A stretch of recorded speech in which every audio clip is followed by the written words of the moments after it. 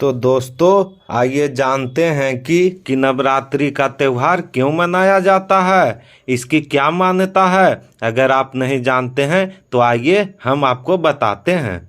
सदियों से हम नवरात्र का त्योहार मनाते आ रहे हैं, व्रत रखते आ रहे हैं। अलग अलग हिस्सों में अलग अलग तरीकों से इस त्योहार को मनाया जाता है।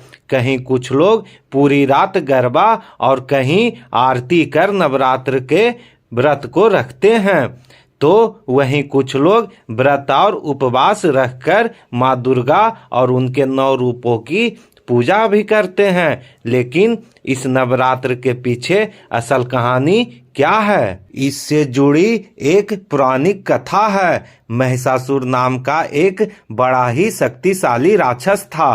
वो अमर होना चाहता था और इसी इच्छा के चलते उसने ब्रह्मा की कठोर तपस्या की। ब्रह्मा जी ने उनकी तपस्या से खुश हुए और उसे दर्शन देकर कहा कि उसे जो भी वर चाहिए वो मांग सकता है। महिषासुर ने अपने लिए अमर होने का वरदान मांगा। महिषासुर की ऐसी बात सुनकर ब्रह्मा जी बोले, जो इस संसार में पैदा हुआ है उसकी मौत निश्चित है, इसीलिए जीवन और मृत्यु को छोड़कर जो चाहो मांग लो।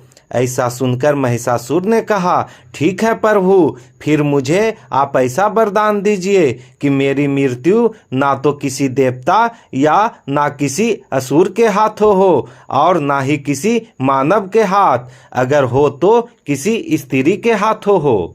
महिषासुर की ऐसी बात सुनकर ब्रह्मा जी ने उन्हें वरदान दिए और चले गए। इसके बाद तो महिषासुर राक्षसों का राजा बन गया। उसने देवताओं पर भी आक्रमण कर दिया। देवता बहुत घबरा गए। हालांकि उन्होंने एकजुट होकर महिषासुर का सामना किया, जिसमें भगवान शिव और विष्णु ने भी उनका साथ दिया। लेकिन महिषासुर के हाथों सभी को पराजय का सामना करना पड़ा और देवलोक पर महिषासुर का राज हो गया।